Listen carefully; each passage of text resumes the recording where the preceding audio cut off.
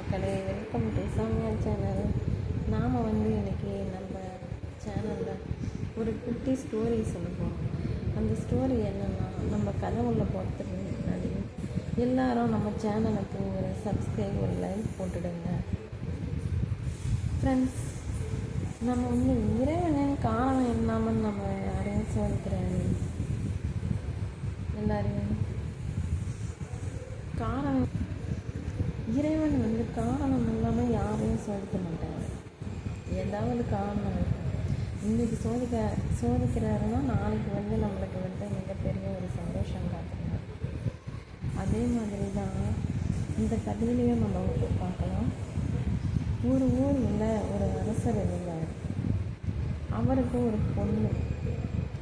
அந்த பெண்ணுக்கு அன்றைக்கி பிறந்தநாள் அந்த அரசு.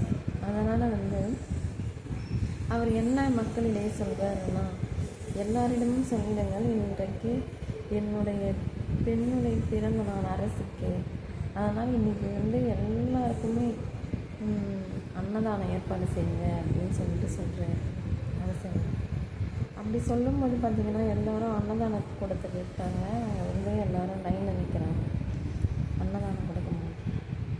அப்போ எல்லோரும் அன்னதானம் வாங்கிட்டு லைனில் இருக்கும்போது ஒரு பரம ஏழை, ரொம்ப ஏழையான ஒருத்தர் அந்த அன்னதானம் கொடுத்தவன் லைனில் நிற்கிறார். அதை பார்த்துட்டு எல்லாம் அவரை பார்த்துட்டு அவர் ட்ரெஸ்ஸு எல்லாம் அவங்கள முகம் சுளிக்கிற மாதிரி ஆகிடுச்சு அவங்களுக்கு. என்னடா இப்படி வந்திருக்காருன்னு சொல்லிட்டு உடனே என்ன பண்ணுறாங்க, எல்லாம் விடங்கிட்டாங்க அந்த லைனில். சரி, நம்மளை பார்த்துட்டு எல்லாரும் இப்படி வாங்காமல் போகிறாங்களே, சரி நம்ம லாஸ்ட்டில் கடைசியாக வாங்கிக்கலாம் அப்படின்னு சொல்லிட்டு இவர் ஒதுங்கிடுறாரு, ஓரமாக நிற்கிறாரு. உடனே என்ன ஆச்சுன்னா எல்லோரும் வாங்குறாங்க, ஊர் ஜனம் ஃபுல்லாக மொத்தமாக வாங்குறாங்க. அப்போ என்ன ஆச்சுன்னா அங்கே சாப்பாடு, அன்னதான சாப்பாடு எல்லாமே காலியாகிடுச்சு. உடனே எல்லோரும் அந்த ஏழையை பறிச்சிருக்கிறாங்க, சாப்பாடே காலியாகிடுச்சு, இப்போ நீ எப்படி சாப்பிடுவ அப்படின்னு கிண்டல் பண்ணுற மாதிரி பறிச்சிருக்கிறாங்க, எப்படி வாங்குவீங்க அப்படின்னு சொல்லிட்டு. உடனே அவர் என்ன பண்ணுறாருன்னா, என்னடா இது சாப்பாடே காலியாகிடுச்சுன்னு நினச்சிட்டு அவர் உடனே அங்கே ஒரு குளம் இருக்குது, அந்த குளத்தங்கரையில் அங்கே போயிட்டு வடிகட்டில் அமர்ந்துட்டு உட்காந்துட்டு உடனே தண்ணியே கீழே அவருக்கு ஒரு மாதிரி மயக்கமாக வர்றாங்கன்னா அந்த தண்ணி கீழே குனிஞ்சபடியாக அந்த குளத்தங்கரையே பார்த்துட்டு தண்ணியே பார்த்துட்ருக்கேன். பார்த்துட்டு மேலே நிமிந்து பார்க்கும்போது ஒரு கோபுரம், கோயில் கோபுரம். அந்த கோபுரத்தை மேலே ஆனான்னு பார்த்து, கடவுளே என்னையே இப்படி ஒரு ஏழையாக கிடைச்ச என்னையும் ஒரு பணக்காரனாக படிச்சிருக்கூடாதா, பணக்காரனாக இருந்தாலும் கொஞ்சம் வசதியாவது எனக்கு படிச்சிருக்கூடாதா அப்படின்னு சொல்லிட்டு அந்த கோபுரத்தை பார்த்து கடவுளை வேண்டியிருக்காரு. அப்போ உடனே அந்த வழியாக ராஜா வராரு. ராஜா என்ன இங்கே உட்காந்துட்டு இருக்க, சாப்பிட்டு அப்படின்னு கேட்குறாரு. அப்போ அந்த ஏழை சொல்கிறார் பதில். அவர் இந்த ராஜாவை அரசரை பார்க்கவே இல்லை, பார்க்காமலே மேலேயே நின்று பார்த்துட்டு பார்க்காமலே மேலேயே பார்க்கவே இல்லை. அவர் ஃபஸ்ட்டு கீழே அந்த தண்ணியே பார்த்துட்டு எல்லாமே தான் காலி ஆகிடுச்சு, நான் எப்படி சாப்பிட முடியும் அப்படின்னு கேட்குறாரு அந்த அரசர். ஆனால் கடவுளே என்ன இது, நம்மளுக்கு சோதனை, நம்ம பெண்ணுடைய அரசியோட நம்ம மகளுடைய பிறந்த நாளை யாருமே பசியோடு இருக்கக்கூடாது அன்னதானம் கொடுக்குறது, அதனால தானே நம்ம அன்னதானமே ஏற்பாடு பண்ணோம், இந்த மாதிரி ஆயிடுச்சு அப்படின்னு சொல்லிட்டு என்ன பண்ணுறாருன்னா, அப்படி நினச்சிட்டு இருக்கும்போது, ஏன் நீ அப்போ சாப்பிடுவியா, பசியோடு தான் இருக்கியா, அப்போ யாருமே பட்டினியாக இருக்கக்கூடாது, சரி உடனே வா நீ அரசாயிட்டு வா அப்படின்னு சொல்லிட்டு அவருடைய பங்களாவை கூட்டிகிட்டு போகிறாரு. அரசன் கூட்டிகிட்டு போய் முதல்ல நீ போய் குளிச்சுட்டு வா அப்படின்னு சொல்கிறாரு.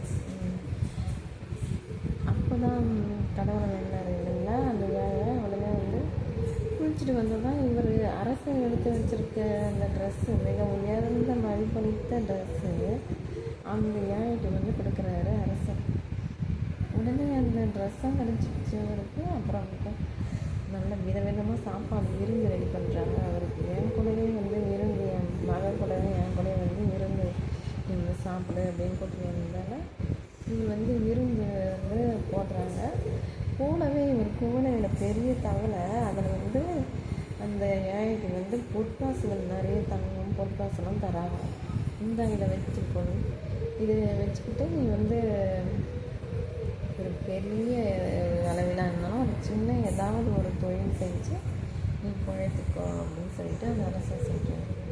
உடனே வந்து அந்த ஏழை நினைக்கிறேன், நான் கடவுள்கிட்ட எதுவுமே கேட்டதில்லை இது வரைக்கும், ஆனால் அந்த கடவுளை நான் இப்போ தான் ஒன்று கேட்டேன், கடவுளே என்ன இப்படி ஒரு ஏழை வச்சு கழுவுறது அந்த ஏழை. உடனே வந்து அந்த கடவுள் அதை வந்து நிறைவேற்றிட்டார். இதில் வந்து என்ன தெரியுது பார்த்தீங்கன்னா, நீங்கள் வந்து எப்போவுமே கடவுள் வந்து கேட்டதை கொடுக்க மாட்டார். எப்போ தரணுமோ அப்பப்போ அவர் தருவார், அதெல்லாம் அவருக்கு தெரியும். அதனால் இறைவன் வந்து ஏதாவது ஒரு காரணமாக தான் நம்மளை வந்து சோதிப்பார்.